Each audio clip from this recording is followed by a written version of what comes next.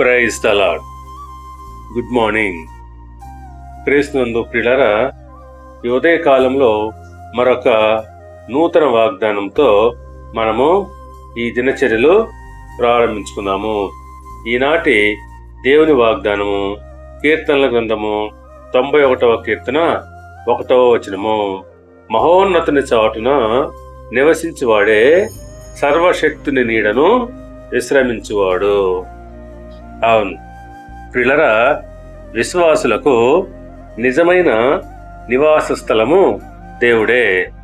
ఆయన చాటున నివసించు వారికి ఆయన సంపూర్ణ రక్షణ ఉంటుందని ఈ కీర్తన సారాంశము. రోమీయులకు రాసిన పత్రిక 8వ అధ్యాయము 31వ వచనంలో అపోస్తలుడైన పౌలు గారు ఈ కీర్తన సంపూర్ణ సారాంశము ఇచ్చాడు.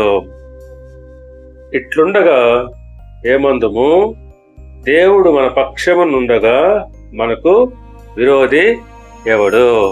అవును, దేవుడే మన పక్షాన ఉన్నప్పుడు మనకు విరోధి ఎవరు అని అంటున్నాడు. ఆయన మన పక్షాన ఉండి మనలను సంరక్షిస్తాడు, కాపాడుతూ ఉంటాడు.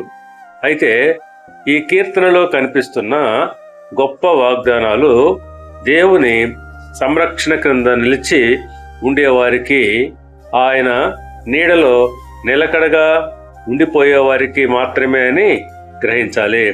అంతేకాని తమకిష్టం వచ్చినట్లు జీవిస్తూ ఆపదలు కష్టాలు వచ్చినప్పుడు దేవుణ్ణి వాడుకోవాలని చూచేవారి కోసం కాదు.